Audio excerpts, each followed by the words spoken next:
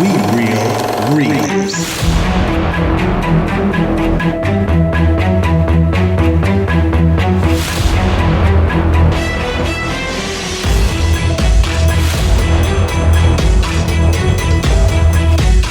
What's up, guys, and welcome to We Real Reels, the monthly podcast where we review old movies to find out if they are as good as we remember or if they make you lose your nuts. I'm your host, Panda Brandon, and with me is my half-brother, the Grizzly Zay, hey, and the beautiful Koala Sam. Hello. This podcast does contain spoilers, and we will be discussing the movie at length. This is a mature content podcast, so be prepared for a harsh language and awkward situations. All sound clips, music, and trailers are only used for review purposes and belong to their respective owners. If you'd like to suggest a movie for us to review or for Movie 20 questions that we play at the end of every episode, all you gotta do is email us at werealreels@gmail.com or message us on Instagram at werealreels. How's everybody feeling today? Good. pretty good. All right, then. Well, you guys ready for this month's hypothetical? Mm-hmm. No. Yeah, me either. It's hard with comedy and horror. But imagine that the suburban neighborhood from Over the Hedge, where RJ, Vern, Hammy, and the crew forage, is built directly over the former residence of the Lambert family from Insidious. Here's the question. If the animals, RJ the raccoon, Vern the turtle, and Hammy the squirrel, accidentally stumbled into the astral plane from Insidious while attempting to retrieve a specific highly desirable processed snack food like a Spudsy potato crisp or a cheesy dibble that had been accidentally left behind by a terrified victim, how would their unique animal instincts and personalities allow them to navigate and survive the perilous realm populated by demons like the lipstick-faced demon? Specifically, RJ's street smarts and ability to strategize a con, Vern's cautious, fearful nature, and Hammy's hyperactive speed and seemingly random yet occasionally insightful movements. Oh no, Hammy's got this. As long as you got some energy drinks, bro, Just Hammy go got in this. it. Just go handle it. I feel like Vern would be like, this looks very creepy. Like, because the further is way darker, way creepier than the suburban neighborhood that they were needing to get in. But RJ, he's just in it. If he is supposed to get all these things because of the bear, then I think he'd be completely down with it. But like, he's very, I don't know, not cautious and just kind of like fuck everybody else. Because he really got everybody else into a lot of trouble. Yeah. Act like he's got a plan, but then he don't. Yeah. Well, no, everything seems to work out for him. So far. So far. In the test footage, it didn't work out. A lot of raccoons died. All right, guys, let's go into our first segment of what you've been doing and what you're going to do. Hey, watch it, pal. What have you been doing? What are you gonna do, huh? Koala, you want to start us off here? Okay, I can do that. What I did last month. So it was an eventful month of October. We had our Halloween party. That had a really good turnout. Grizz and his Grizzly wife was super late, but it still was a good turnout. I did mess up though, and I did not make a list of things to do for the week prior, and I waited until the day of the party to really do everything. So I was like super tired by the time the event happened. So I'm not doing that again. Working out has been okay. Been a hit or miss. I've been eating healthier and took sodas completely out of my diet. So even though I'm not working out, I'm still trying to do better. Lately, I've been on the struggle bus and it's just been drained. So I've been just going day by day. My book reading is still in a slump. I have been getting some books from the library off of my want to read list, and I've just gotten a lot of books that I just did not even finish because they were just trash. I have been trying to get better at tackling my to-do lists, just trying to get it completed, getting the house ready for Christmas. I did also cut several inches off of my hair, so I'm excited to be able to restart hair growth journey to get my hair back to being super healthy. What I will do next month is keep working out when I can. I think I will do a reset book to get out of my book funk. I am going to keep eating healthier and doing the no sodas. We are hosting Thanksgiving, so got to get the house ready for that. I plan on having everyone's Christmas lists and just doing all of that by Black Friday. So just got to do a lot of planning. So it definitely helps. I'm able to do like a lot online shopping. I do want to do a Friendsgiving. So I'll try to get that scheduled with my groups of friends. And then I just got to finish wrapping up like the raffle presents and just overall get everything ready for the holidays. So yeah. Holidays are a great time, aren't they? Let's go. Just busy. Grizz, how about you, my man? Oh man, I've been on a little adventure these past this last month. Is I think every weekend, well, I say other than one, almost every weekend we went out to a haunted house. Heck yeah. Dang. And it That's was awesome. pretty fun, yeah. Festive. Yeah. We wanted to embrace Halloween and we love the end of the year. That's cool. Which was your favorite of all the I think haunted houses? Nashville Nightmare, because we did the is it Nashville Nightmare? Yeah, I believe so. And we did the VIP thing, which is you can go through all of them and you get to skip the line. That's So cool. it's like, I think they had like 4 haunted houses. They had 2 lounges that you can go to and drink alcohol. Oh, that's pretty cool. Oh, Yeah, they dang. had 2 escape rooms. And then they had like a couple more things, like the little zombie shoot. They got that thing. Oh, dang. They upgraded Yeah. since the last time we It's gone. crazy. And we just kept on What was just that? going through. Nashville Nightmare. Oh, okay. Yeah. So we just kept on going through all of them. It was pretty damn cool. We got out of there like 2 o'clock in the morning. Oh, Oh, wow. dang. Yeah. They were like, yeah, you have to stay here as long as you guys are here. I'm like, ugh, sorry. Oh. We would have left early. Go the fuck home. But yeah, that's pretty nice. We've been, I told you guys, we've been going to different restaurants, and there's one that's in Eagleville, and they just built one in Tullahoma called Grindstone Cowboy. That's pretty good. Real good. So I'm probably take you guys out there whenever we have a chance. Sounds good. Otherwise, I've been trucking, and I've been working real hard to try to get as many miles as possible so I can take these next week, the next 3 days off, because it's opening gun season, and I finally get to hunt. I found a good spot. G's gonna let me hunt on his property, and we're gonna see if I can get me a deer this year. Yeah, but It's exciting. Yeah, I'm real happy about that. I just gotta go smoke my clothes. Smoke your clothes? Yeah, apparently, get the scent off of them. yeah, get the scent off of them. Oh. And apparently deers, like, they find the smell of fire or like ash or smoke fascinating. Interesting. And it hides my scent too. Right. So Makes me wonder if deers are starting these wildfires. yeah. Get out of here. So is the back of your truck like all cleaned out just in case if you do get a deer? So you can put it in your trunk? Okay. Yeah, it's been Bed of your done. truck. You gonna fireman carry that thing up here? Trying to No, finger like that you bad boy? normally just grab it by the antlers, you just drag it. I'm already gutted, and we have to keep the testicles on. So I gotta like go into the beehole. There's a little tool I use, and I gotta like zip tie it out, and then like pull it through the inside. Yeah. Sorry guys, this is graphic. Interesting.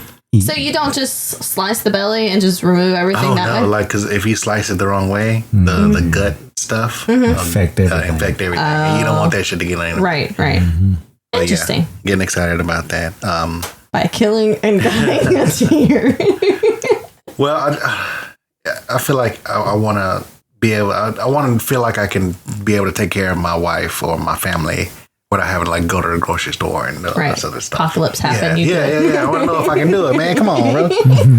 But yeah, the Halloween party you guys had was great. I just wish we would have been early, but my wife is sitting here talking about, oh, we got to go to all these other people. And when we get there, I don't know nobody there. So nobody's talking to me, and I'm just like, I'm in a pretty good mood, so I'm trying to sit there and talk to people, but they're in their own little world. So I'm like, God bless America. I just wanna, all right, we gotta go. Let's go. Come on. Oh, we don't want to seem. We don't want people to get angry at us, bro. I don't care about these people. Let's go. And so we finally showed up. Everybody was And then angry at you. Everybody was angry.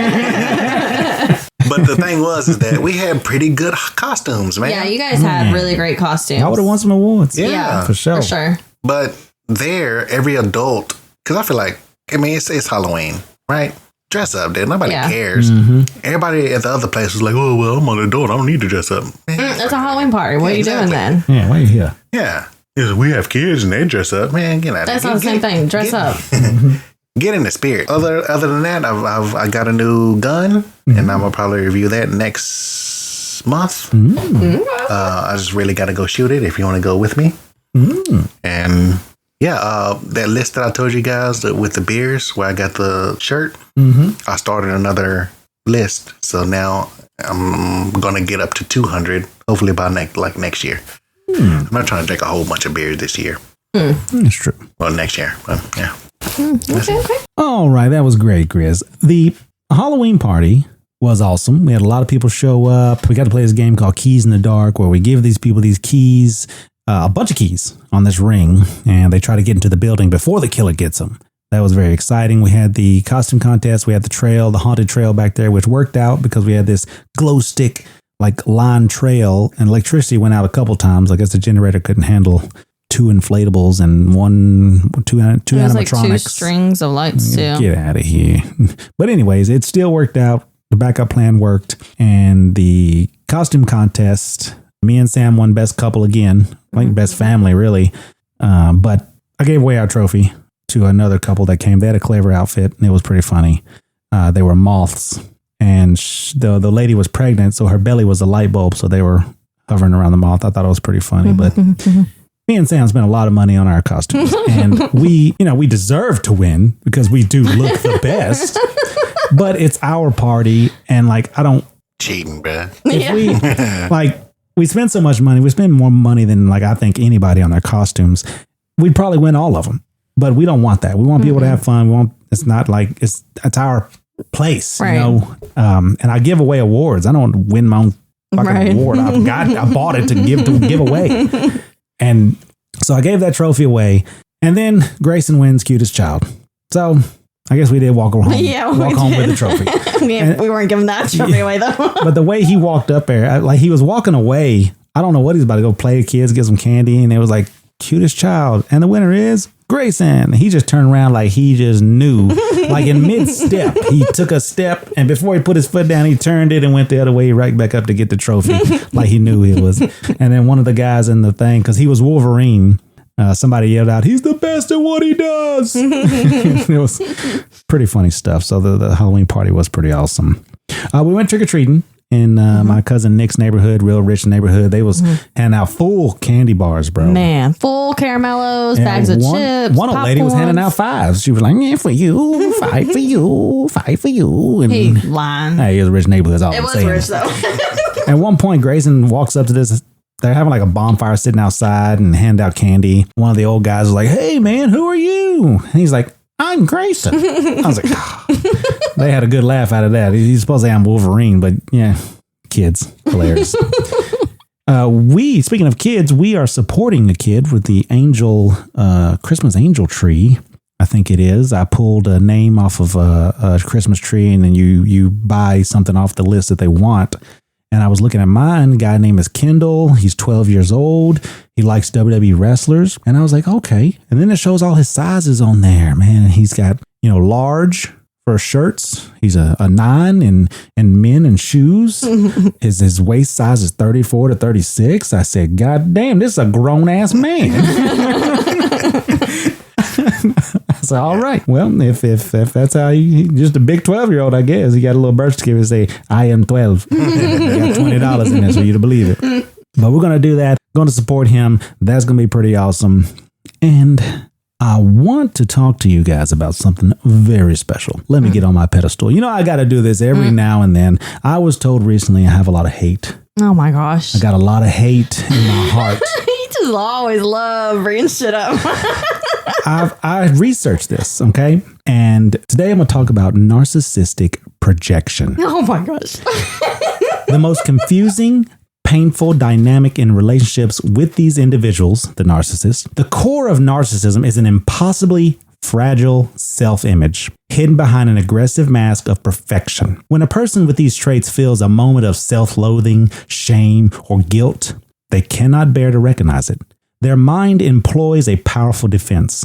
They take their own unwanted flaw, their own cruelty, their own insecurity, their own deceit, and they violently hurl it onto you. They are seeing their own ugly reflection and then accusing the mirror of being flawed. I know this dynamic intimately. Not long ago, I was personally told that I had hate in my heart and that it was unhealthy to live that way. You play too much. This accusation, this heavy burden of judgment, was not an observation of my character. It was an involuntary, painful confession from the speaker. It was the moment they externalized the very quality they could not bear to feel in themselves. The good news is that for us, the projection is often easy to recognize. We see the clear disconnect between the accusation and reality. We know with certainty that the fault being pointed out is an exact description of the accuser. Now, this is the part that shocked me, guys. The problem of awakening. This recognition is your shield, but it leads to the hardest question. How do we wake them up to the truth? The short, vital answer is that you cannot. For a person operating from this defense mechanism, the truth is a threat to their survival. Confronting them with reality will not lead to an epiphany. It will only lead to more denial, rage, and escalation. They are dedicated to maintaining a false reality where they are perfect. Therefore, your focus must shift entirely. Stop trying to wake them up and start protecting yourself. Stop arguing with the projection. A neutral, calm response like, I see you feel that way, is enough. Do not internalize their confessions. That hate in your heart belongs to them, not you.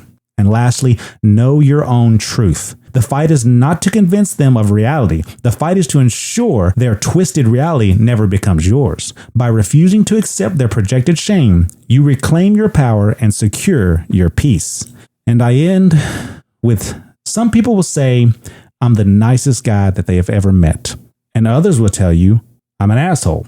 I would say, believe them both, because they got the version that they earned. Thank you. But since this is the month of thankfulness, I think we should go around and just say a little bit about what we're thankful for. Koala, I want to start us off. Oh, okay. Okay, let me get a deep breath. Okay, so I am going to stick with the basics with being thankful for the beginning. Panda and I have our own home. We have jobs. We both have jobs. We both have cars. And we also have food in our bellies.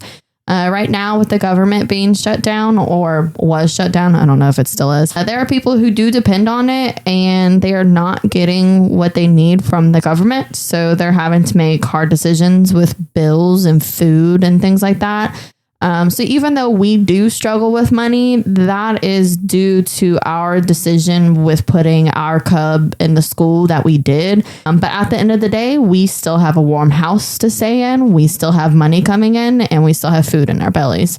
I just want to say that I'm extremely thankful for Panda and the family that we have created. We have also surrounded ourselves with really amazing people. We have amazing people that we've stuck with for many, many years. We have new people coming in, and I feel like we just surrounded ourselves with some just great people that make life super fun and awesome and so cool adventure. So yeah, pretty thankful. Thanks, Koala. I feel like that's sincere, but okay. Chris, you mind if I go next? Damn, I hope it ain't as good as that one. Mine ain't that good. Oh, shit. Well, okay. Well, you go ahead and go then. You go ahead and go. Go ahead, Chris. Jeez, what are you thinking for, man? I was just going to say that it's hard for me to convey emotion when it comes to stuff like this. But last year, I had lost my job with a cold storage company. And I was sitting here depressed, worrying about what I'm going to do, like where my next buck is going to come from. And I was saying my wife sat me down and was like, whatever you want to do, we can do it. I'm going to support you. She said, you're going to be my housewife. Or house husband, or whatever she said. And as a man, I feel like women really don't get this, but as a man, it kind of hurts your pride whenever somebody has to take care of you, whenever you've never been in that situation. But I grinded and I got the best scores in the CDL school that I went to. And now I'm doing good. So if I didn't have a wife that sat me down and was like, hey, we both got this. It's both of our problems. It's not just yours. I don't think I would be here smiling, happy with, like you said, a nice house, annoying people outside of my house. Now, like my life is, man, sevenfold better than it was last year. And I got to thank my wife. I got to thank you guys for, sticking with me, letting me know how much you guys love me and care about me. But yeah, I can give everything I have to my wife. That's what's up. Good one. I am thankful for the awesome family we have.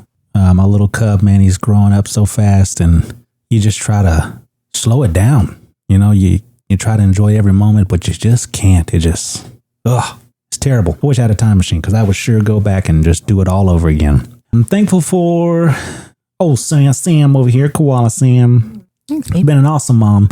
Very, what is it? How do you say when someone Annoying. when someone does everything? Yeah, she holds it down around the house. She's here all the time. Okay, I work from home. Just FYI. That makes me sound bad. Yeah, she has a great career. I am thankful to actually be making money. I am doing this plumbing thing. It's been kind of hard getting into the trade with no experience. But you just gotta navigate around the right people, find the right people that appreciate your honesty and skill, and just try to reach to the top, man. You're gonna run into people with their favorites. You just try to get around it. So I'm doing good with that. I'm just thankful I have a job, especially around the holidays. I'm glad that I can support people outside of my family, with gifts and stuff, because dude, a lot of people just can't do anything around this time of year.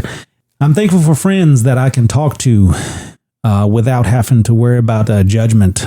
I have some very violent thoughts. What are those thoughts called? Intrusive thoughts that I would never act on. And I have a few friends that know that. Grizz, the Goat, Spencer, Andine E. And sometimes you just need a vent. You just need to get that off your chest and just say it. And when I do, they know it means nothing and it goes nowhere. It goes nowhere. I just need to get it off my chest and it's done. And I don't have to worry about any of them saying, oh, you're real hateful. You have a lot of hate on you. You're an angry person. I am angry, especially when I'm in a car. I'm the nicest person on 2 feet. Let me tell you something. Oh, yeah. But behind the wheel, I got problems, guys. I got problems. 100%. But I'm so thankful for people like that, man, because without that release, verbally release, then I would probably be a lot angrier and probably end up acting on some of those thoughts. Or drink a lot more. Yeah, probably. Be an alcoholic and miserable person. But yeah, I'm thankful for the friends that I have, the new and old. I'm thankful for my comic guys. They come to some of my get-togethers. They're becoming, more used to me, more friendly. One of the guys, Sam, he dressed as a leprechaun, comes to the Halloween party. I was surprised. He stayed a very long time. Yeah. So shout out to Sam. He's pretty awesome. I'm hoping he can come around a little more, but I know people got families and whatnot. Right. I tell people, dude, I'll invite you to 1,000 things. If you show up to one of them, I'll be thankful for it, and we'll go on from there. But shit, you got 3 chances. You don't show up, you out. Yeah. But yeah, man, that is it for the thankfulness, and we'll go on to our next segment of Grizzlies, Anime, and Arms. It's over 9,000.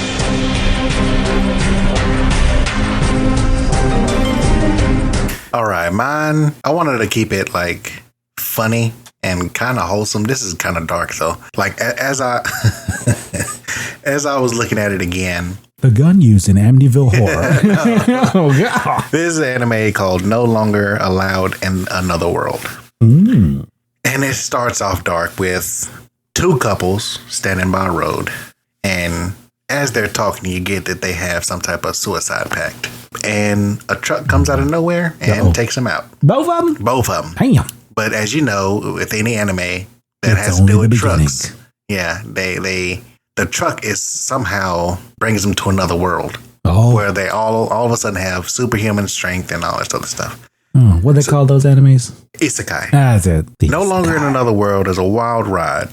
The story follows Sensei, a depressed author who perpetually is at death's door because he can't stop eating cyanide pills. He wants to complete his suicide pact with his wife or his girlfriend. It really don't tell you which one it is.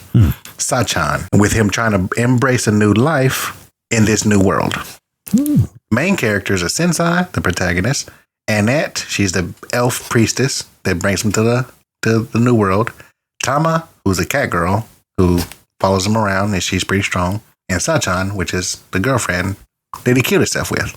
Yep, it is a journey with a mix of dark comedy, fantasy, and self-discovery. He encounters various characters, which includes fallen angels and otherworlders, which is the same as him, but he actually has the power to send him back to Earth. Send him back. He is super weak. Oh. Yeah, he's super weak. The only thing he can do is if he sees something in you, he feels the opportunity to write about you, he can rewrite your whole story and send you back to Earth. Oh. But you got to be worthy. And he's got to be motivated. But like I said, he is suicidal. Oh, wow. And he's depressed. So not a lot of stuff gets his attention. It's funny, man. It's so funny. Okay. Especially with people with dark humors like ours is. I think you guys will love it. I think you guys will love it. Okay. It teaches people to like never give up on themselves and to rely on your other comrades around you to build you up so you can keep on living. Yeah, And that's what this is about. Camaraderie. Beautiful. Sounds like a good time. Hey. All right. We appreciate that, Grizz. Now, let's move on to Panda Tails. Sit back and prepare yourself for Panda Tails.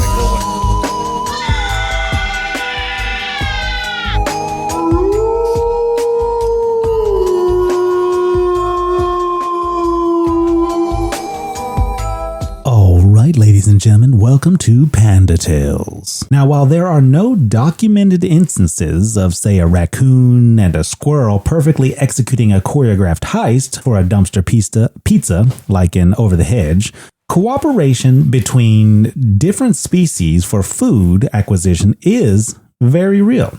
The concept of one species stealing from another is called kleptoparasitism, but when species genuinely team up to hunt or forage, it falls under the umbrella of a symbiotic relationship, specifically mutualism or cooperative hunting.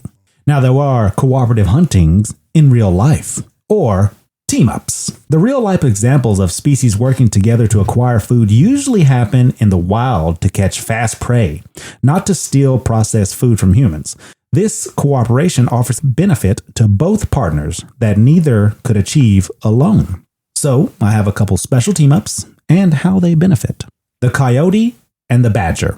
The coyote catches prey fleeing above ground. The badger digs up prey hiding in the burrows. Both significantly increase their hunting success by working together. That's cool. That's right. So the coyote will chase the prey and it'll run into the ground. You think you're safe? No. Badger comes right behind him, starts digging it up. Grouper fish and the moray eel. The grouper signals to the moray eel where prey is hiding in the reef. The eel flushes the prey out, and either partner gets the meal, benefiting both.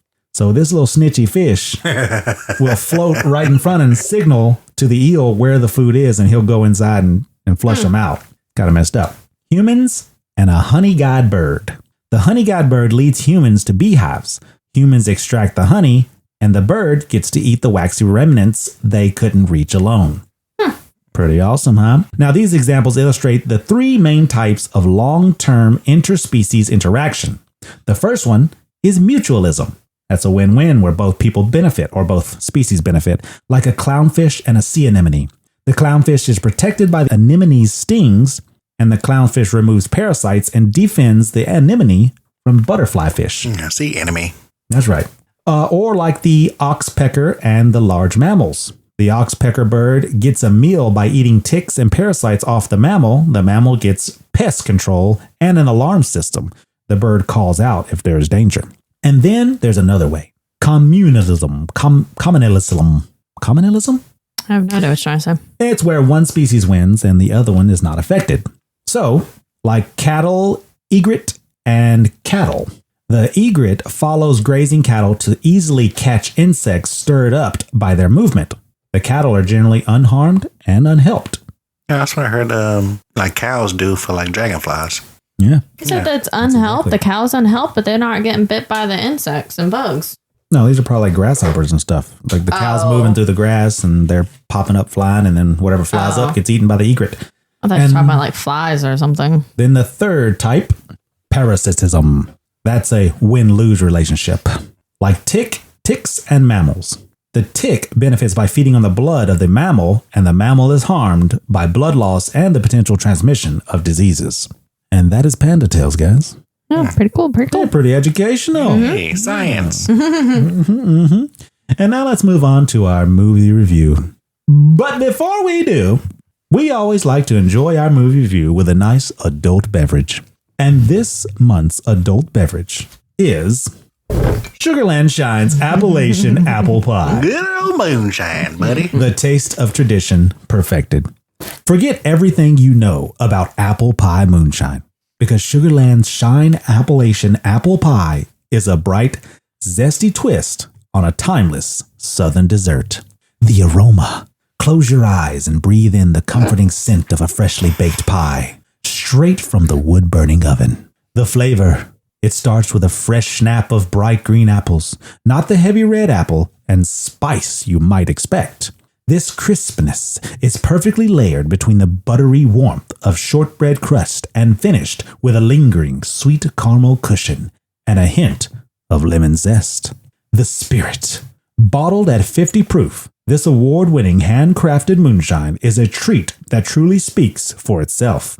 Enjoy it chilled, mixed with Tennessee whiskey, or as the sweet surprise in your next cocktail. Sugarland Shine's Appalachian Pie. Taste the mountains. Taste the legend. All right, let's see. There's a jar for you. Yeah, it's a jar. I thought it was going to make a sound. A little history about Sugarland's Distilling Company. It opened its doors in Gatlinburg, Tennessee in 2014, reviving the spirited traditions of the Great Smoky Mountains. The company is named after the Sugarlands region, a historic haven for backwoods distillers. They quickly became famous for their high-quality handcrafted moonshine, utilizing an artisanal stone mill to grind their local ingredients, blending heritage techniques with modern craft distilling. Sugarlands has since grown from a local gem into a national brand, winning multiple awards and becoming a premier destination, all while staying committed to Appalachian tradition and quality spirits. Not great pouring from the jar. Like, it's not something where it's easy where you can just pour it into a shot glass. Well, if it was easy, everybody would do it. That's what they say. It ain't easy being cheesy. That's true. It ain't easy being greasy. All right, guys, let's listen to this. Half the forest is gone. Their land has been developed. These humans don't want us around. Their survival is at stake. What do we do for food? That's easy. I know where the food is. Right over that hedge. And the most important decision they'll have to make We want nothing to do with anything that's over that hedge. is who to follow. The eyes have it. Let's ride. Welcome to paradise. So he can do a couple of tricks, not like he can walk on water. Hey, everybody. Bruce Willis, That is an SUV. It's so big. How many humans fit in there? Usually, one. Gary Shandling, Hey there, little fella. Stop it. Up here. Liking that a lot. done. Steve Carell, I am a crazy rabbit squirrel. Behind you. William Shatner, Playing possum is what we do. Can I poke him? No. and Wanda Sykes. Barn Skunk! Thank you, Stella. Oh, I can clear a room. This summer, Want me to show you what I do with my nuts? very tempting, Hammy, very tempting. From Dreamworks, the creators of Shrek and Madagascar. I'm putting my foot down. No, right?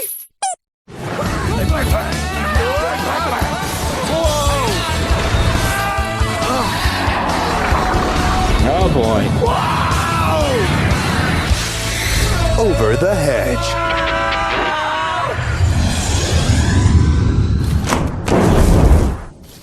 Here's the devil. Pretty good trailer there. Yeah. As of November 2025, you can buy or watch Over the Hedge on physical or digital because it's not streaming anywhere. Anywhere. That's November 2025. I'll say this, man. There's a reason I it's remember. not. I remember this movie coming out, but for some reason, I always thought it was Over the Fern. Oh. Maybe think about Fern Gully or where the wild ferns grow. Fern. Come on, Fern. It's directed by Tim Johnson and Carrie Kirkpatrick. Tim Johnson directed Ants, Sinbad, Legend of the Seven Seas, and Home. Little purple alien. Yeah. Yeah, but Rihanna's in that one. Carrie Kirkpatrick directed I see her name like that. Imagine That and Smallfoot. I don't know either one of those. It's starring Bruce Willis, Gary Shandling, Steve Carell, William Shatner, Wanda Sykes, and Nick Nolte.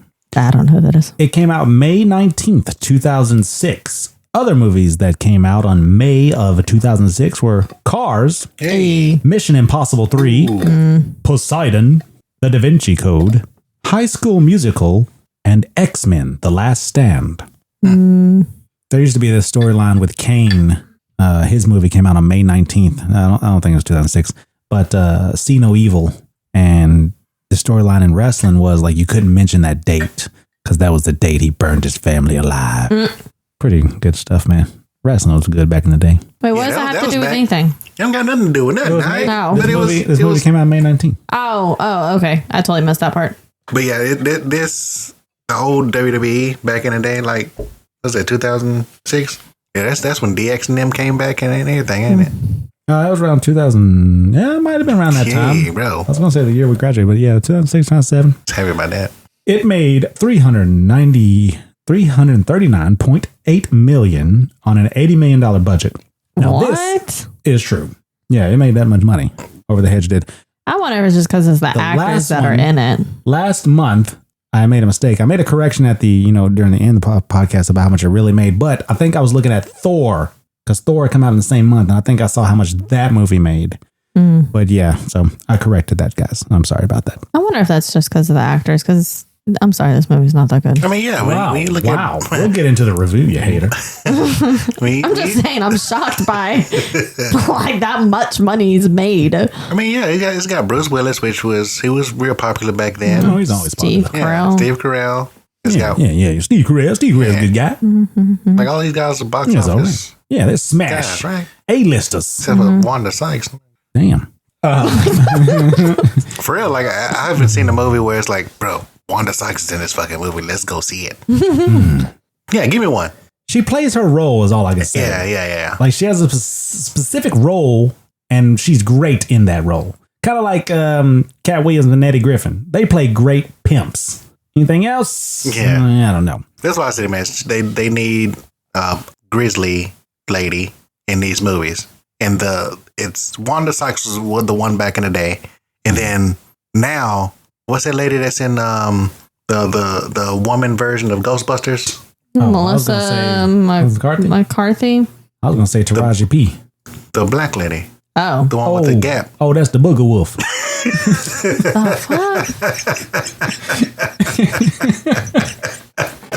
But she's the new Wanda Sykes of this generation. I don't think so, man. I think she works in the I don't know. Anyway, the plot of this bad boy. A clever but selfish raccoon named RJ must quickly replace the massive food stash he accidentally destroyed for an angry bear, Vincent. He convinces a newly awakened, naive group of forest animals, led by the cautious turtle, Vern, to help him raid the human suburban development that has sprung up around their home. While the animals enjoy the easy junk food, Vern suspects RJ's true motives and warns of the dangers, especially from the zealous homeowner who hires a ruthless exterminator. RJ is eventually exposed, but chooses his new friends over the food. They team up to outsmart the exterminator and the vengeful bear, securing the food for themselves and learning that the family is more important than junk food. And we start off with this raccoon trying to get the last bag of chips out of this abandoned vending machine. And you can see him just trying his best. And I was thinking, like, he was reaching up inside the vending machine with a little reachy grabber thing. And I was like, oh, is that the T-Rex from Toy Story? Nah, it wasn't him. Oh. But I have so many problems with this already. Because, like, how is started. I know. How does the animal have a concept of money? Because the quarter got put in there. Hold on. Also, don't start this unrealistic. Hit the hold on button. You mute this motherfucker real quick. Hey, now, do a button that says, now hold on. I might need that. It's an animated movie. Okay, we're not going to pick this apart. How are the animals talking? Come on. No, because it's like they got a quarter. He knows how to put it in the vending machine. He knows how to read the buttons to push the button. And then also he has that little grabby stick thing that it's not going to fit inside because it's too long and it's not bendable. So it's not going to fit into the vending machine. No. No, because it's too long. It's too long. The door is long. The door is You long. talking about going sideways? No. Yeah, the whole door, like I just did. Like this. Going Put it sideways. sideways. And then turn it up. And try to grab it. Anyway. And that was before they had that guard, the extra guard on it. Yeah, that was true. Now they know. They know the secrets. Yeah. But he ends up giving up on this bag of chips because he can't get it. Breaks his little reachy thing. He sees a cave in the reflection of that vending machine, and he's like, hey, let me go see what that guy's got. So instead of just automatically going to the cave, which has someone else living in it, go to the trash can. There is literally, like, after the cave scene, there's food wrappers everywhere. Just go to the trash can. You don't want scraps. But he knows the bear that lives there. Which is really fucked up. His name is Vincent. And he decides that he's going to steal all of Vincent's food. He started off with 3 bags of chips and then seen this horde of a pile of random junk food, which animals, they're not going to eat the junk food anyways like that. I'm just saying. We all know that these things are conscious, right? So they can talk to each other and shit. Mm-hmm. This motherfucker greedy as hell, bro. Mm-hmm. Bro, he took all the food. And then he turned around and was like, I can get those chips too. Yes, Vincent was sleeping and he was holding on to I guess equivalent of Pringles. Right. And RJ just couldn't let it go. He had all the food. He would have been out of there. The only way he would have got caught is his scent if Vincent remembered his scent. But that's it. And he decided to go back for it, which he woke up Vincent. Well, didn't he wake up because he opened the bag, or not even the bag, but popped the top. Popped the top of the Pringles like thing. Yeah, I think. Which is crazy because he was loud as hell during the rest of the thing. I think it has something to do with the scent.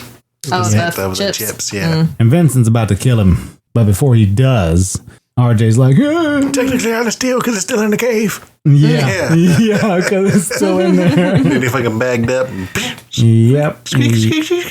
Oh, the wagon that he was going to carry all his food with went down out of the mountain, out of the cave, and into the highway, where a truck come and turned it into confetti.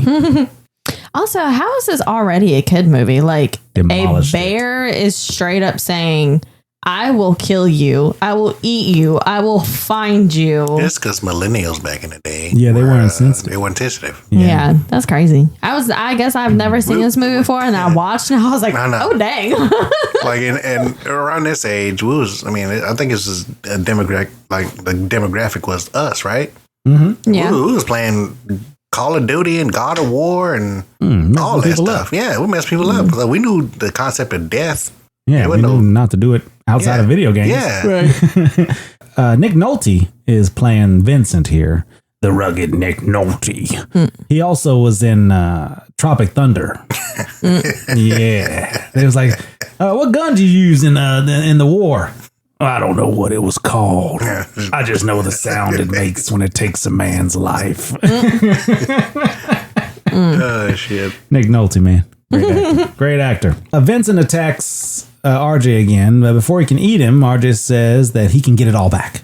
Vincent says you better get it back, and you have 1 week. If it's not back, I will hunt you down and kill you. So RJ wanders off all depressed, trying to figure out a plan. How is he going to get this food back in 1 week? And now we see that spring has come, and winter is thawing away. And we meet the little woodland creatures, Vern, the turtle. He seemed to be the leader of this little group here. He wakes everyone up. There's Heather, the daughter possum. And then there, the father. We got 2 porcupines, a whole family of porcupines. Yeah. A skunk, played by Wanda Sykes, and then a super speedy squirrel named Hammy. They wake up looking for food, and they discover that this giant hedge has been placed here. And they decide to name it Steve. And Verse says it's just a bush. They go through it to the other side, and they end up in this person's backyard. And almost get killed in this like Rube Goldberg type trap that's just smacking Vern all around, all over, until he gets back into the hedge on the other side, and he tells everyone, that place over there is dangerous. Yeah, this place fucked up.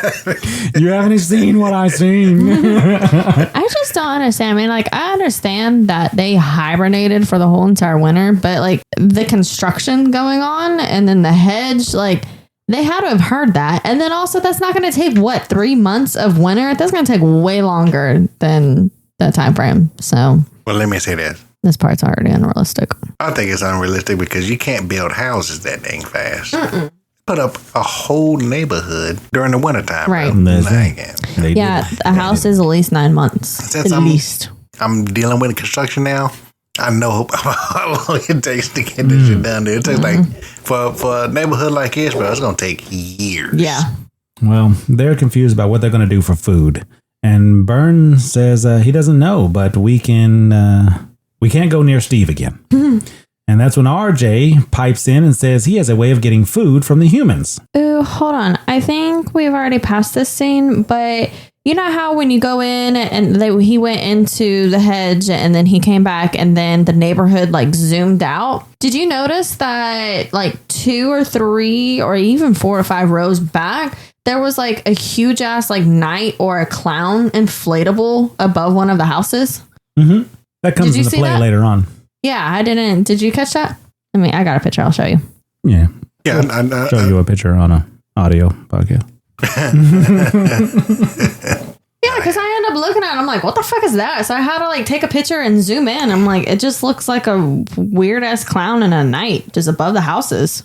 Well, he says that he can get as much food as they can get in about a year. He can get it in 7 days if they work together. So does raccoons and squirrels and stuff hibernate? There was a in the facts, there's one animal or one species in that log that does not hibernate. So I don't remember which one it was, but once we get to the facts, I'll let you know. I thought it was raccoons. Like raccoons don't hibernate. I know they don't. Squirrels, I don't think do. I just know they do. Skunks, the I feel like I see skunks all year round. Right. I ain't never seen a squirrel in the wintertime. The hell? Yeah, never. I've seen them. Well, Vern doesn't like it and he says his tail is tingling, which means something's not right. So he declines his offer and RJ says, okay, that's just something you're not into, and opens this bag of cheesy poofs.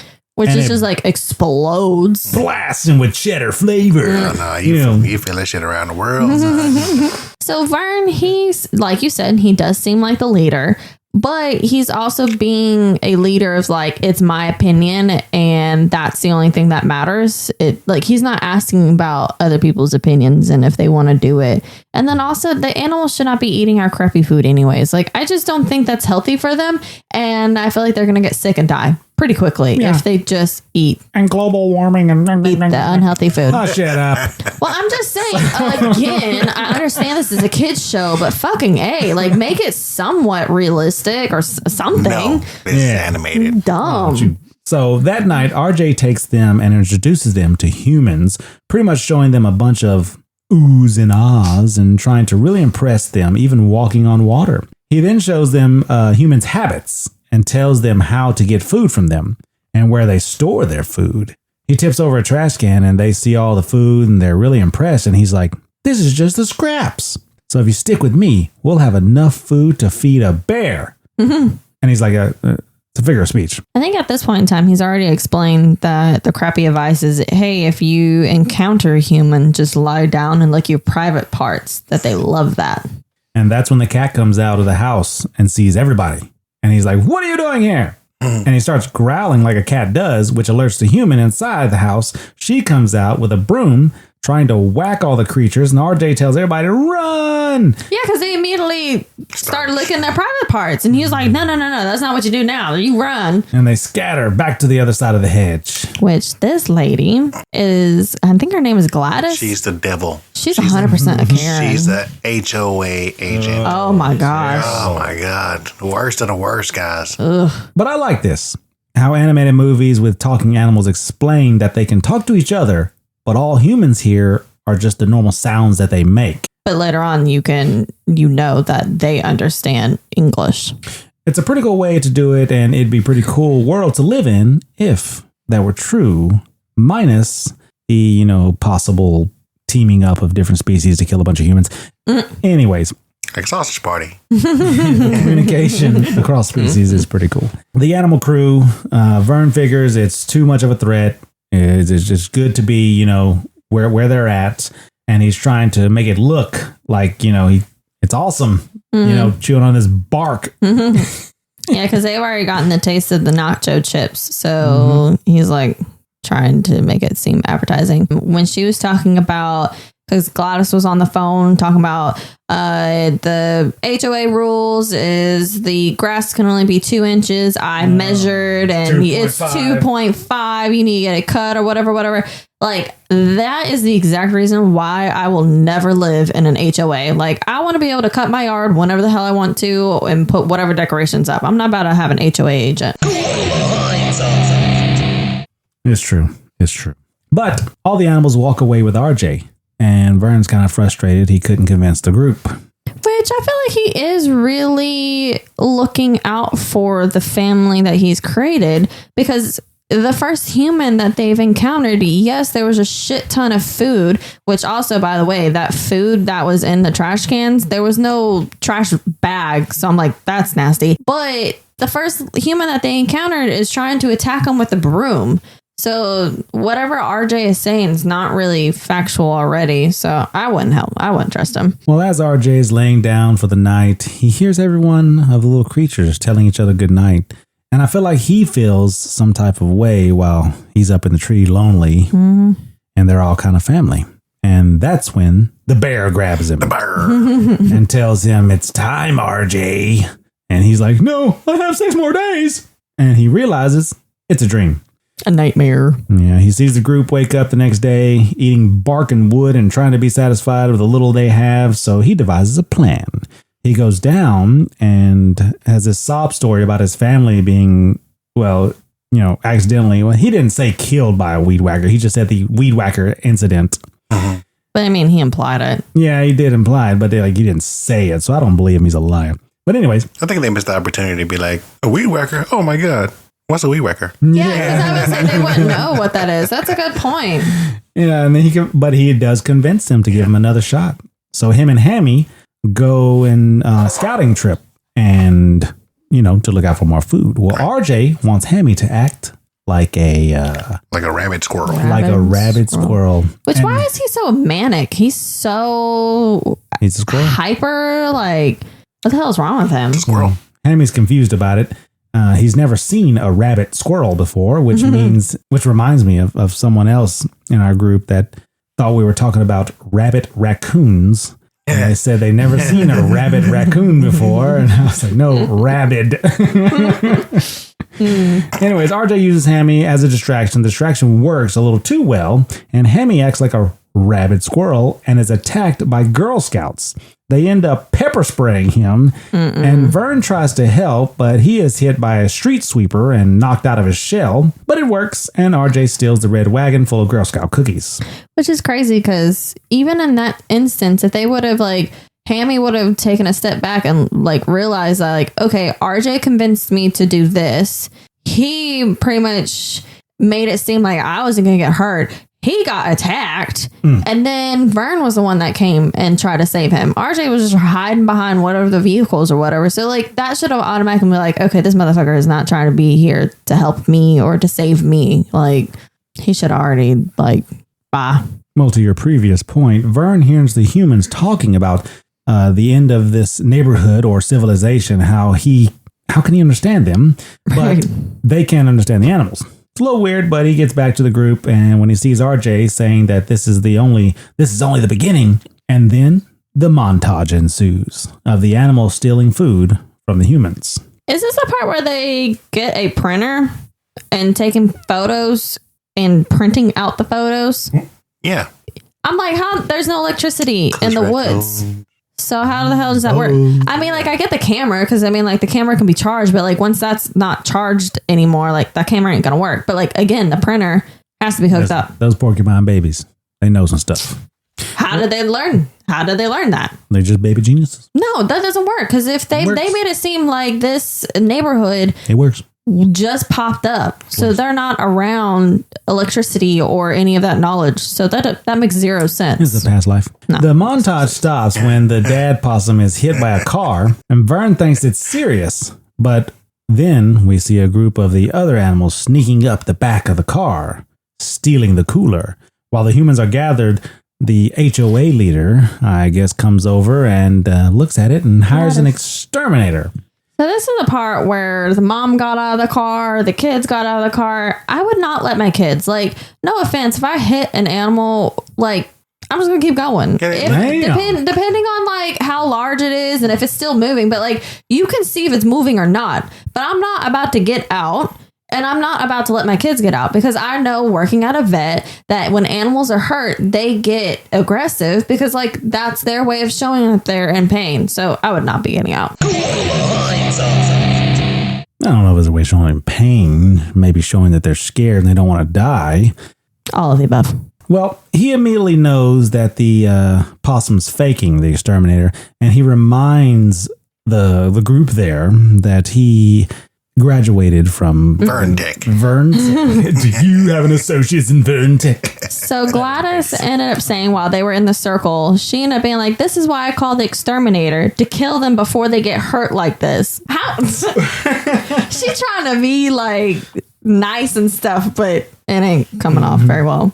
This exterminator reminds me of the same exterminator from Arachnophobia, John Goodman. He played the exterminator and he just knew everything about everything. And he goes into the basement and she's like, well, the wood's kind of messed up there. And I didn't know if they were, termites or something. He knocks on it and he goes, nope, just bad wood. She's like, what do we do about it? Replace it with good wood. But yeah, we might need to do that movie. That's a pretty good one. But anyways, he figures out what he's dealing with by just a smell. That's crazy. He's like, possum. Got some kind of reptile. Well, he said amphibian at first, and then he sniffed a little more, and then he was like, that's a reptile. Yeah. But that's the part where all the other animals got the cooler and then just left Oz on his own. Mm-hmm. And once behind the hedge, the group set up a little home area for RJ, and he's kind of surprised that they did this for him. He flicks on the TV and... Which again, how in the hell is electricity working there? Universal remote. There you go. Get the hell out of there. Yeah, and also they were talking about they were hot wiring. Again, how do they know that information? Universal remote. Yeah. That's all you need, baby. Well, all the TV shows were kind of, sending a message to him that he should be ashamed for fooling these people, these animals. Yes, yeah. Yeah, Dr. Phil on there. How do you feel about doing this to your friends? I don't think he's an actual doctor. When RJ goes and looks for the wagon, it's gone. He goes over the hedge and sees that Vern is trying to give it back to the humans. And as they're fighting and pushing and pulling... How strong is he? Like, the smallest turtle has a wagon full of food. How in the hell did he be able to pull that on his own? And then also... I think the bigger question is, why the fuck would you give all the food back when this whole team worked hard to get it? Yeah, exactly. Would you rather go back and eat bark, you stupid? Yeah, but I think he sees it as he heard the humans. Yeah. And he knows that they're hunting them now. But he didn't communicate that with them. If he gives the food back, then maybe they won't come back and, mess them up. I wouldn't have gotten rid of the food at first. I would have talked to everybody, let them know what the humans are talking about and what they're saying. And then hey, we need to either stop this or we need to move, something, come up with a game plan. Well, they're pushing and pulling back and forth, and RJ sees a dog leash. He knows what it is, but he's trying to convince Vern, hey, man, we need to be quiet. We need to get out of here. But Vern don't know what a dog is. Yeah. He should have, all he had to say was, there is a dog, danger, instead of saying, shh, shh, shh. Yeah, but I mean, if somebody's angry and they're just not trying to hear you say, hey, calm down. That's what you got to do, bro. Just I'm fucking leaving your ass then. Dog shows up, and it's just a happy-go-lucky stupid dog. Luckily. He just wants to play. Yeah, luckily it's not a vengeful monster, but... It's a big-ass... It's a big-ass... strong as hell, bro. It's a big-ass Rottweiler, and squeaky toys. Yeah, Vern stepped on a squeaky toy, and you hear him go, play. Yeah. Play. And he goes and just chews and bites Vern's shell and shakes the shit out of him. But all this is like a Final Destination thing, and the wagon goes through fences and collects a bunch of debris and stuff and ends up being able to fly.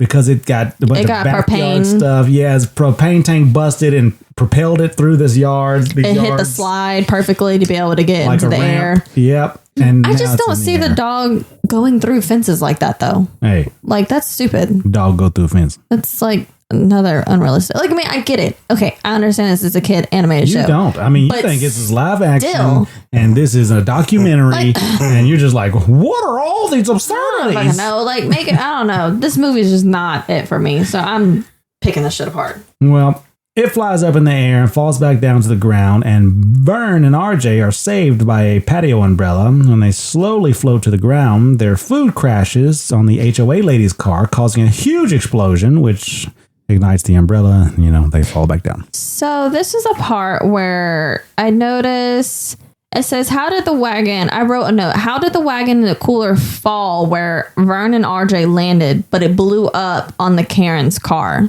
Because they landed over the hedge umbrella, but then their stuff was already there. Like, I don't know. I just like the wagon and food. Yeah, that stuff crashed on the car. Yeah. But wasn't there some like the wagon food over the hedge with them? I don't think so. Yeah, the wagon came back on the animal side. Yeah. Well, maybe it glided down and dropped the food since it had wings. Exploded on Gladys's car. No, something ain't right. Y'all ain't remember something right or something. Well, go back to that. Reverse. Yeah, because that was... Put it in reverse, Terry. Back it up. Back it up, Terry. Yeah, y'all ain't remembering correctly or something. If the food crashed, the wagon crashed, propane tank crashed, it wasn't nothing to be back over there. Yeah, it seemed like it exploded and then it just went back to the other side. Because the wagon and the cooler went back to where the from the explosion. But then all the cooler. Well, easiest explanation, I imagine. Look at dude back at did. The explosion propelled it back up in the air. Boom. There's your answer to you guys' questions. Well, they get back on the other side of the hedge, and the group is wondering what happened. And RJ says, well, ask him. Talking about Vern. He tells them that he tried to return the food, and the group is like, what? He messed up. Vern fucked up. He's saying that you guys can't see that RJ is using you. Which is valid. My tail tingles every time I'm near him. But he's got to communicate with the group, though. And he ends up calling some of the guys too stupid to realize it. Stupid and naive to listen. And Hammy says, I'm not stupid. Which he immediately... ignorant to the subdivision. And the group ends up walking away from Vern. Well, it's crazy because he immediately said he didn't mean that. But, like, I don't know. Like, I feel like when people are angry and they say things like that, they kind of feel that way. I'm maybe not that harsh, but it's still some sort of truth. Well, how do you think they feel when they tell you you're full of hate? Yeah. Well, that's just fucking lie. It's not healthy to live that way. Well, then there was this sad little montage of Vern being lonely and RJ with his new family, but not knowing what to do about feeding Vincent the bear. It also shows the HOA leader setting up a kill and torture field with the exterminator in her backyard. Some illegal stuff she's not supposed to have. Deep Pelter 9000 or whatever it's called. He's like, that's illegal in 49 states. He said 50 states. Did he said he just... why did he say all 50 states except for Texas? Yeah. And he's like, she's like, well, did you bring it? I knew you would ask. Which is crazy that he's trying to kill all these animals. It's not a humane way. I seen that light that happens whenever at the end of the movie. They're in fucking Illinois. They're not in Texas. What the hell? That's why they get arrested. The montage ends with Vern and RJ talking, and Vern telling RJ that he is what's best for the family now, for the group. And RJ says, no, you don't really understand. And then RJ sees the HOA lady is having a huge party with lots of food. He's just greedy. He tries to set up another scheme with the group, and Vern, he sets up a little map area, and he goes over the plan. But he spends like 30 seconds explaining where all the traps are. Here, the big one over here, here. Just covers the whole then he entire... paused like he was going to come out. Yeah, okay. No, what, here? Yeah, that's crazy. So My thing is, instead of going through the booby trap backyard, which is the only Gladys's backyard, go further down the hedge, go into another person's backyard, jump their fence right where the like sliding glass door is at. There you go. You avoided all the booby traps. Smart. Might be true. After explaining all the traps, they then tell the skunk that she is going to play as a cat and distract him so they can get inside the house. But she looks more like a squirrel than a cat. Because the door is collar activated, and they cut the skunk's hair and they cork her. Where the fuck did they put that cork at? You know. I mean, like, I know where the cork is at, but like, that was so unnecessary. No. But also, again, she looks more like a squirrel than a cat. Well, and then we see the exterminator patrol in the neighborhood. He actually gets out of his car at one point and shoots a flamingo ornament. But that's when the heist starts. Damn it, this thing looks so realistic. What the hell? What the fuck is a flamingo be in the neighborhood? Some shit, bro. What the hell? All right. Oh, man. But Hammy's able to cut the security system off, which leads the skunk, or lets the skunk do her part and distract the cat. And as she starts going off on him about her being a filthy, he takes a liking to her, which allows the group to sneak into the house. The animal crew make it into the kitchen, and they're able to steal from the refrigerator when one of the porcupines actually cuts the TV on, and that damn THX production, sound, that used to be loud as hell. It used to be loud as fuck, bro. And it was She loud heard as hell. it. She started like moving in her bed, but Almost woke up. But I missed the part where how in the hell did she get the collar off his neck? Because it went like you didn't see her actually remove the collar from the cat's neck. Yeah, I think it has something to do with him like getting frisky, like trying to kiss him. Because like whenever she took it off, whenever it cut back to her, the cat was like, "Ugh." And then also, how did the cat not get messed up by all the booby traps in the backyard? Because they cut it off. Well, the owner, the owner and the cat, are almost triggered. But the plan is still going just right until morning comes, and the HOA leader is downstairs in her kitchen with the animals. So it took like 2.5 hours to clean out the refrigerator. They're trying to avoid her, and she goes back upstairs. Well, RJ needs these Buddies chips, and he can't let it go. He's just so greedy. Just like with the bear. So he tells the daughter possum to watch the human, and then as she's doing so, the homeowner ends up seeing the possum. And she tries to do the role play thing, but she ends up getting kicked. And her dad thinks she's really dead. But she's just playing possum. Hey, she did a good job. But also, with RJ, the bear did say if he don't have these chips, he's going to die. So he can have everything else. If he don't have these chips, RJ's still going to die. So he has to get these chips. Well, it's true. His motivation right there. Yeah. Well, he finally tells Vern the truth about the bear, Vincent, and they end up spilling wine and crashing inside. The skunk had to run inside to help for the animal friends when the human... She didn't have the collar to get in. They had the collar inside the house. Also, might have been by the door. I think before she took off, you still see her charcoal. When she goes to the door, yeah. No, it was before. To the pet door, it comes off. It was before that. Lying. Oh. Yeah. Lying. Because it's here. Here. And it's here. Here. Here. Yeah. And here. Yeah. Yeah, she shouldn't have been able to get inside the door. Well, she could. I think when she dropped the cat, before she goes through the door, you still see that she didn't have the charcoal and stuff on. Well, they must be really getting frisky or something. Yeah, if the paint is off of her from being outside. And a couple of outtakes on here. Yeah, 2.5 hours is ridiculous. And also, like, that lady is deaf as hell. Like, how in the hell did this cat talk for that damn long? He's a house cat. His life is not that interesting. He's full of himself. We ain't got nobody to talk to. I haven't told you about my life. Yeah. About his life. She crazy to think that she was not about to get violently hit or kicked or something. Because the first time that they encountered, they were whacking with the broom. Yeah, the white stuff was already off. Or the charcoal was already off her face and stuff. And her whole entire body.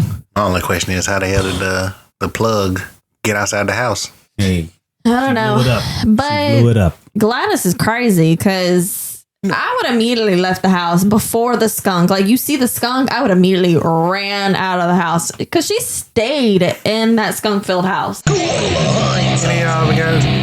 of y'all ever got sprayed by a skunk? I mean, as a child, one of the not farm dogs, but one of the outside dogs got sprayed. But I personally never been. Could you imagine that shit in your house? Hell no.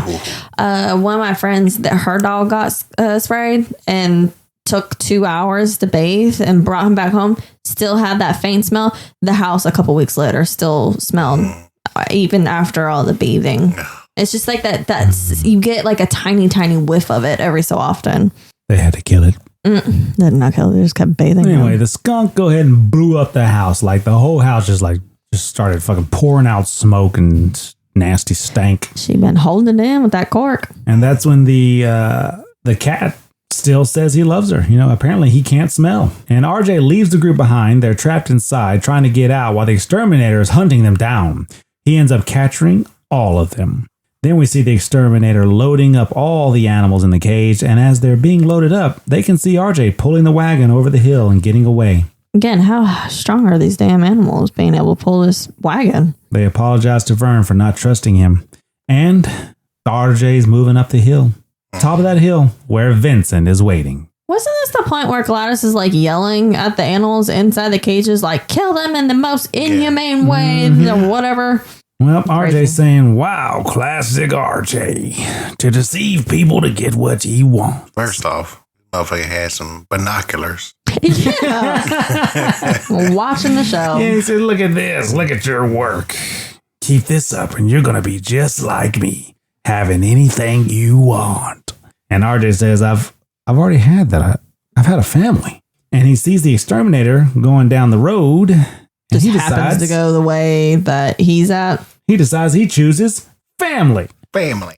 Yeah, and he pushes the wagon into the road again, which causes the exterminator to hit the brakes really hard, which shoots a cage to the back of his head and knocks him the fuck out. Opens up some of the cages. I don't know, and for the animals inside the truck and the cages, I don't know how I would feel about RJ saving them. They're in that predicament because of RJ. Well, I don't know how I feel about that. Honestly, why would you need to put a turtle in a cage? Well, they start. This causes the vehicle to start going once he does it. Once the animals get loose, and they start traveling. The baby porcupines somehow know how to drive from playing a video game. Yeah. With electricity. I guess the equivalent of Murder, Homicide 2 or something like that. Grand Theft Auto, something like that. Yeah. While Vincent is trying to track RJ and kill him. He was running after the car. Of the van. Yep, running or holding on to the van. And they're heading back towards home now. They were able to hit a U-turn, which Vern convinces the group that you can trust RJ. Which is crazy. Vincent gets in, tries to attack, but the porcupine ends up throwing a quill at his ass. And driving through some inflatables, which end up lifting Vincent into the air. And those are those knights and jesters you've seen earlier. Did you see that the speed limit thing where it's the speed limit sign where it's flashing how fast you go? It said it was at 99. They were speeding 99 miles in the freaking neighborhood. That's not even the concerning part. Is that when have you ever seen one of those things in the middle of a street? I didn't even know that. In a way...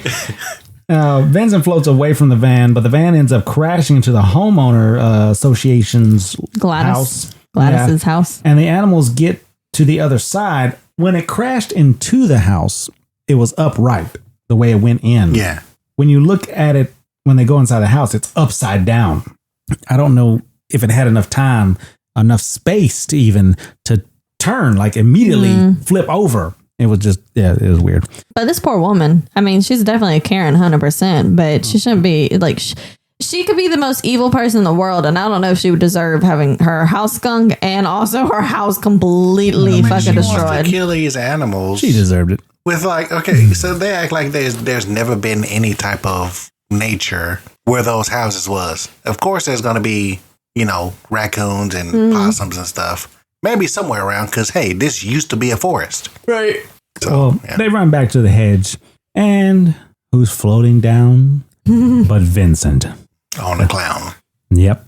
Hey, right. And so they run back to the human side, and the homeowner and the exterminator are waiting for him, trying to kill them. She got weed whacker trying to kill the animals. That's not a quick death. I'm sorry, I have weed whacked like a baby bunny before. Oh my god. Yes. I didn't like it was a few weeks that I hadn't weed whacked. Dang, Gladys. So it was hidden and it was like one of the Swisher ones. So that one's more powerful than a weed whacker. Yeah, that poor thing. It's not a quick death. Wait. What? She said it took her a long time to kill it? Oh, she was just sitting there going Sam, back and just- forth on that motherfucker. Just back it up and get it again. Back it up, get it again. Might as well put it out of his misery. No. So I hit it and it kind of like no, you're being dramatic. So I did it and it hit the neck and like the ear. So like the ear was off. Started at the neck. She started at the feet. I mean, like I didn't see it. It's in some fucking bushes thing. So by the time I realized that, I hit it and turned the like Swisher off and walked up to it. Like the poor thing's twitching. And at this point, I'm like, what the fuck do I do this? Do I snap the neck? Do I go get a knife? Like, so by the time like I went and like bent down to get the bunny, that's when it died. But like, that's not a, like, it's not a good death. Let me just say it's not a good death. So the fact that she's trying to like weed whack these animals, She's trying to fuck something up in a very bad way. Well, the animal group is trying to stay in the middle of the hedge and avoid both the attacks from Vincent and the homeowner and exterminator. This is so stupid. Just go parallel. Just like go down the fucking hedge. RJ tried to sacrifice himself for the group, but Vernon says there's got to be another way. And RJ and Vern turn to Hammy and giving him an energy drink. And that supercharged Hammy to a whole new level. No, faster than light. The whole world slows down and he is moving at incredible speeds. Looks like everybody's frozen. Hammy cuts on the security system and Vern turned it to the bear setting. Oh yeah, he cranked it all the way up to the highest. Vern let RJ use his shell to protect him from Vincent's bite, which was attached to a fishing line that Vern yanks, which pops out of Vincent's mouth. Where did he get the fishing line at? Yeah, in his bag, his little. Oh, he still had the bag. Okay. Yeah. Yeah, and then Vincent lands on the exterminator and the homeowner where the security system is activated, which blasts them with this blinding light that destroys a satellite. Jesus. And you can see it from the Milky Way. Mm-hmm. A very powerful blast. I'm talking about Frieza level energy here. That's why it's illegal. Which causes a crater and puts the bear, exterminator, and Gladys in a cage and incinerates them. Yeah, they're like burnt. But like, if this was like an actually as powerful, they would be like ash, not just hair removed and a little smoky. Well, then we see this exterminator homeowner being arrested for having that illegal security system in her yard, and Vincent being taken away. He's like hairless now, and he's needing some psychiatric help or something. But this whole entire time, she was completely blaming the exterminator. But then the cops were like, "Well, you knew that he was putting that on there. You knew it was illegal, so you knew like you are." She started hitting the cops. Oh yeah, try to resist arrest. And this is one of the best gimmicks, the best bits I love seeing in movies. Is an off-screen elbow drop. And that's exactly what this cop did. He just jumps in the air, puts his elbow up, and just drops on her. Is this the one where somebody was like, "This is pure happiness," and they paused right when dude was doing the elbow drop and he was smiling or something? Like he was into it. It doesn't happen too often. That's funny. Yeah, he was like waiting for this. This is my moment. I think so. Hit the macho man on her ass. You saw the look in the exterminator's eyes. He got to see how the trap worked, and he was smiling before it activated on him. But yeah, she looked like Malibu Stacy from Rugrats. Yes, that's exactly what I was about to say. Oh yeah, she went in on him. So she crazy because like she could have. She could have just gotten in trouble with just the the thing. To subdue him. He said, "Fuck that." But she going to jail for a long ass time. Well, the exterminator tries to escape while the cops are fighting with the homeowner. Goddamn Gladys. Yeah, Gladys. And he hops over a fence, and all you hear is play. Oh man, the Rottweiler got a hold of him too. Yeah, but he's not aggressive. He's just He wants to play. I'm gonna play a little rough with that guy. And then we see the group celebrate. They offer RJ to be a part of the family, and he accepts. Vern says, "We only have 267 days till winter. What are we gonna do for food?" And Well, Hammy the cat came. You forgot the cat. Oh yeah, the cat's joined the family too, apparently. Yeah. And Hammy says, "Wait, I filled the log." And they look over, and it's full of nuts. And Hammy says, "Look, I found my nuts." And then runs into the screen, and the words go up on Over the Hedge. Do all the animals eat nuts? Like all the creatures that live? And then also like the log was where they slept at. So once it's filled with nuts, where do they sleep at now? Well, once you're filled with nuts, where do you sleep at? That dirty. It's supposed to be a kid movie. It's supposed to be, but you just poking holes in all the unrealistic animals talking. I can't believe it. A porcupine only has 276 quills. This one had 300. Yeah, you know who's dumb as hell. But there is an after credits scene where RJ and the family get the chips out of the vending machine. They get them to fall, but all the chips are blocking the door and they're unable to open the door, so they couldn't get the chips. Oh. Kirkpatrick! Let's let these people know some facts about Over the Hedge. Extra, extra, hear all about it. We got the facts. All right, I'll start this off with Origin is an 11-year-old comic strip. The movie is based on the Syndicate newspaper comic strip of the same name, which debuted in 1995. The strip's creator, Michael Fry and T. Lewis, worked closely with Dreamworks. Notably, the comic strip version of Hammy the Squirrel, while hyperactive, didn't originally exist. He was developed specifically for the movie to inject energy and fun, and his movie-style character was later integrated into the comic strip. Grizz? The movie's ending was changed after the test audience responded poorly to the original finale. The new ending, featuring a massive food-filled truck, tested better and became what we know today. The original ending for Over the Hedge had a darker tone, where RJ, the raccoon, escapes with the food and leaves the animals to be captured by Dwayne, the Exterminator guy. However, test audiences didn't like this. And that was the part that we seen that, like, after they got caught. That's it? That's the end of it? That's supposed to be it. Oh. It was like, What? bro, That y'all would've know been fucking terrible. anything about children's Storytelling? movies. Yeah, that'd have been terrible. Yeah, and the final version is the ones we hear and we see here. Yeah, you want to see your characters that you know and love succeed and win. Why would I want a story where they all die and capture and go to get exactly, bro. euthanized? What the fuck? Somebody was like, "Yeah, it's a good idea." I think it was just like, Idiot. RJ's he's by himself and he don't care about anybody, so he's still gonna be by himself and don't care about him. Well, it's stupid because like the whole entire exactly the whole waste of a whole entire movie. There you go. Dumb as hell. Koala. This movie took a crew of 237, more than 3 years to finish this film. Panda. The Hammy Steve Easter egg.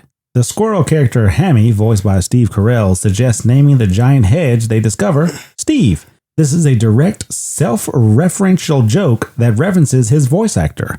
In an even more special twist, this movie line is so famous that a newly discovered atmospheric phenomenon, a rare form of the Northern Lights, was officially named Steve by scientists in reference to this scene. The acronym stands for Strong Thermal Emission Velocity Enhancement. Grizz? Oh, let me tell you something else about Hammy.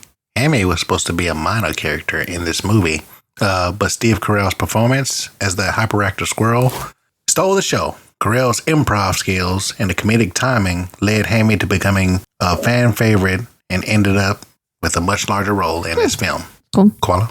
David Moorhead, an animator of this film, created reference footage by putting a camera on the back of his friend's dog and let it run around his house. This gave the layout artist some great ideas about scale, animals' perspective, and how animals move. In addition, the layout team compared a house to an apartment building and a kitchen to a cathedral. Panda? A little bit more about that. Unique perspective for animation. The filmmakers adopted a distinct visual style where all the shots were framed from the animal's perspective.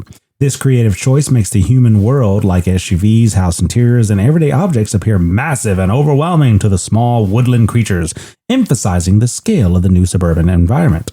Grizz? The movie script went through 12 revisions, except for that, especially that fucking horrible one that tested horrible. The writers worked closely with animators to ensure dialogue and humor translated well to the big screen. Koala? Eugene Levy and Catherine O'Hara have been frequent collaborators since the 1970s. They have played a married couple 4 times, with the other 3 being A Mighty Wind 2003, Best in Show 2000, and Schitt's Creek 2015. Panda? Parodying William Shatner's persona, the character of Ozzy the Possum, who dramatically plays dead at the slightest provocation, was a perfect piece of meta casting. He was voiced by William Shatner, who is famous for his overly dramatic and expressive acting style, especially from his Star Trek days. Ozzy's character is essentially a lovable parody of Shatner's theatrical persona. Grizz? Let's talk about Stella. Stella the skunk was actually added in the late production of this movie because writers realized they needed a female character to balance out the rest of the cast. Koala? Steve Carell's first time voice acting in a theatrical film. Later he go on to voice Mayor Ned McDowell, The Who, and Horton's Here's a Who, grew from Despicable Me films and Blue and If. Panda? A deep dive into fur technology. The film marked a significant push for Dreamworks in rendering complex character elements. Technical directors had to develop new software to handle the vast amount of realistic fur on the many animal characters. According to the technical team, one of the biggest challenges was rendering hugging scenes, as the interaction of 2 characters' layers of complex, detailed fur was extremely difficult to achieve realistically at the time. Grizz? The animals' mouth movements were designed to be intentionally imperfect, making it seem like they're speaking with mouths full of food. This was deliberate choice for the animators to add to the film's humor and lighthearted feel.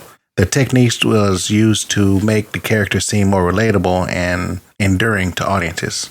Koala? Last Dreamworks animation film with the 2004 to 2009 logo, where the balloons that the Fisher Boy uses to get up onto the moon forms the word Dreamworks, as well as the only one distributed to Paramount to do so. Starting with animations Flushed Away, released later the same year, the logo would fade in under the moon, focusing more on the Fisher Boy than the balloons he uses. Anna? The Jim Carrey recasting. The main character, RJ the Raccoon, was originally going to be voiced by Jim Carrey. Carrey was attached to the role for a time, but he ultimately dropped out in October 2004. He was dramatically replaced by Bruce Willis, who recorded the lines for the film's theatrical release. Grizz? Did they say why he dropped out? No. This film took 3 years to produce with a team of over 200 animators. Yeah, that's my on first this fact. working. Oh, shit. I'm sorry. Yeah, 237 teams. Over 3 years. Well, Next one. the awards. Over the Hedge was nominated for several awards, including the Anne Award and Best Animated Feature for Kids' Choice Awards and Favorite Animated Movie. Koala? During the rolling end credits, original comics can be seen. For example, Penny and Lou are reading a comic to the Porcupine Triplets. Panda? A screenplay and studio overhaul. The film was not originally a DreamWorks project. It first began development at 20th Century Fox Animation. When DreamWorks acquired the rights, they effectively scrapped the initial script from the original screenwriters Jeffrey Price and Peter S. Seaman and brought in a completely new team, including director Carrie Kirkpatrick, to rewrite the entire story. Grizz? Yeah, that's it for me. Whenever Vern is inside his shell, he has a tail, and he references to it tingling are made throughout the movie. However, when he is out of his shell, he has human-style buttocks and no tail. That's true. I think these are the next several that I have is inconsistencies throughout the movies. Well, the underperformer, despite big earnings. The film was a clear box office success, grossing nearly $340 million worldwide on an $80 million budget. However, in the context of DreamWorks Animation's contemporary hits like Shrek 2, which earned $920 million. Dang. And Madagascar, the studio's then CEO Jeffrey Katzenberg reportedly considered it an underperformer. This perception was the major factor that dramatically halted the development of a planned sequel. Koala? When Vern gets hit by the bike and the hockey stick and goes through the hedge, there's no tire track on his shell while flipping through it until he shows RJ the bike track. Panda? The missing character and voice. A character named Norbert the Owl was written into the film, and the role was offered to legendary actor Gene Wilder. Wilder ultimately turned down the part, and the character was subsequently scrapped from the final film entirely. Koala? So there's a plot hole. It would have taken much longer to build the 54 acres of homes than the animals hibernated, so there's no way that they couldn't have known what was going on around them. Panda? The sequel, the Lost sequel, and dual star retirement. Despite its strong worldwide gross, the decision not to move forward with a sequel due to the perceived low-end box office for the studio became dramatically cemented years later. The two lead voice actors, Bruce Willis and Gary Shandling, are now retired or deceased, making a direct voice continuation of a sequel nearly impossible. Shandling passed away in 2016, and Willis retired from acting in 2022 due to a health diagnosis. Koala?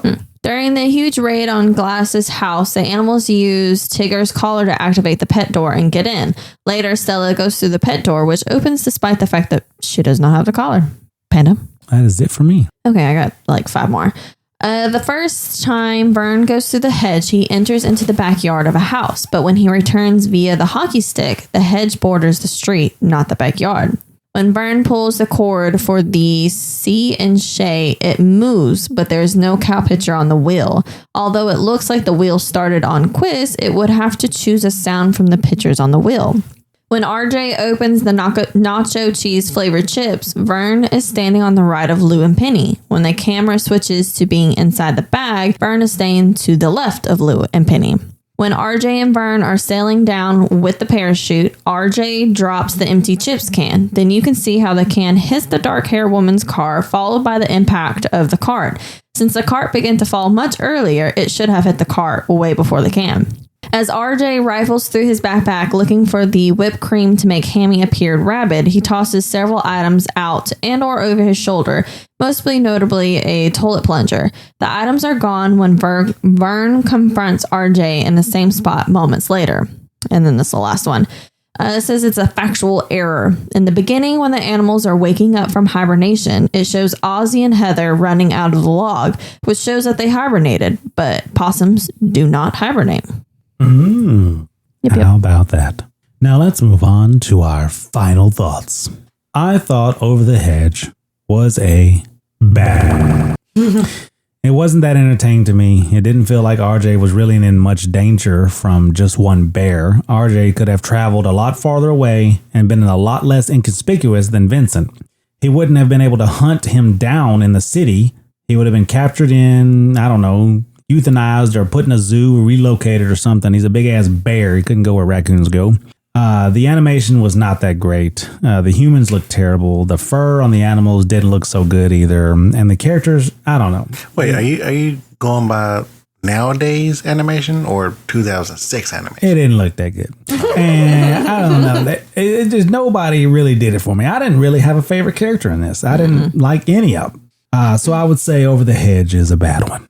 Grizz, if you hired an exterminator who graduated with associates from Vern Tech, would you trust that he'll be able to get the job done, or say that Over the Hedge is a good one? Shit, if he can smell the animals, like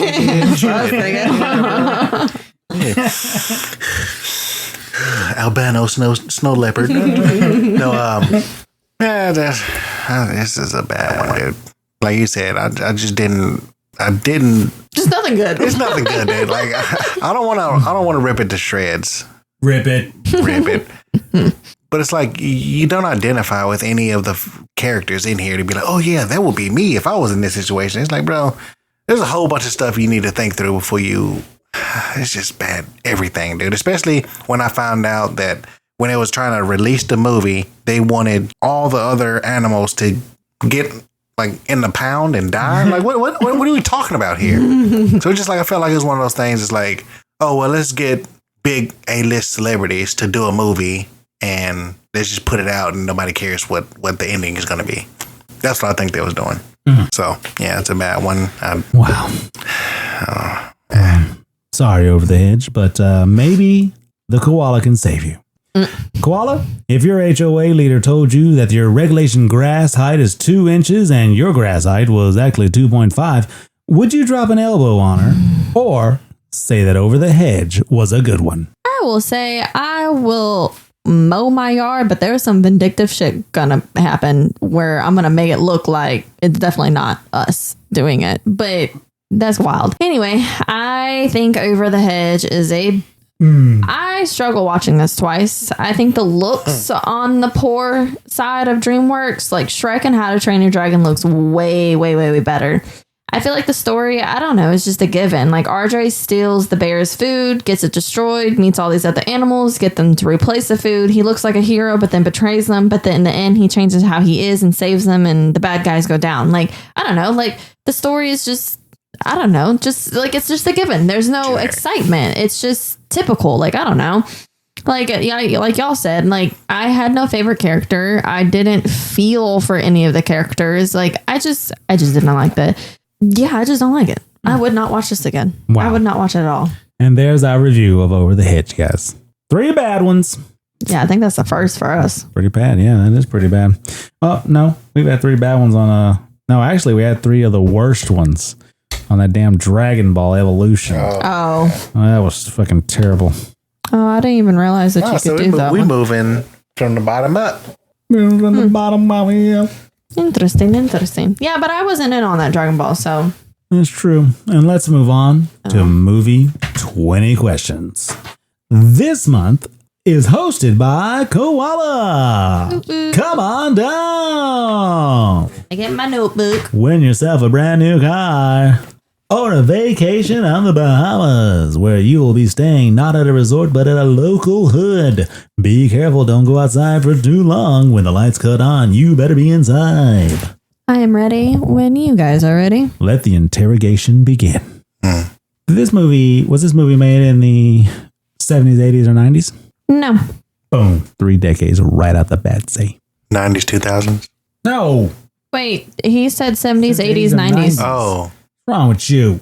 Don't ask no question. You just sit there and shut up. 2000s, 2010s. 2000 to 2010. Yes. All right. So it's in between 2000 to 2010. What did you say? 2010? Good Lord. 2000 to 2010 is a yes. So the 10-year increment. All right. I didn't know if he said 2000, 2010s. I didn't know if he had. Oh, no. Okay. So 2000, 2010. Ooh. We'll do 5-year increments. All right. In between 2000 and 2005. Yes. All right. In between 2000 and 2005. Go for Should we do animation, maybe? Action animation? Is this an action animation movie? Kind of specific.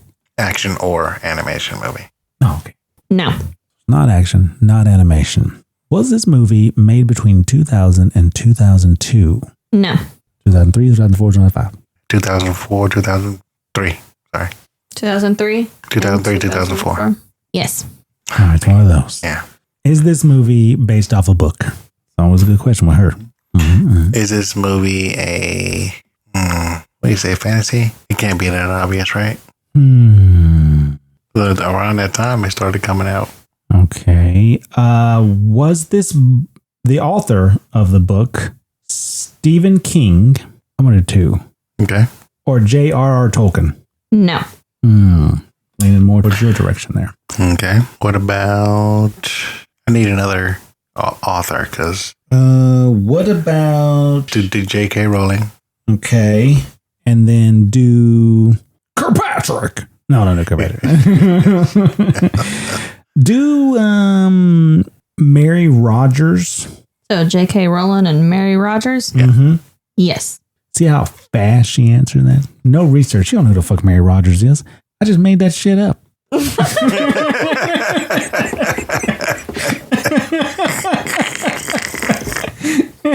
Did you for real, dude? No, Mary Rogers is real. She wrote Freaky Friday.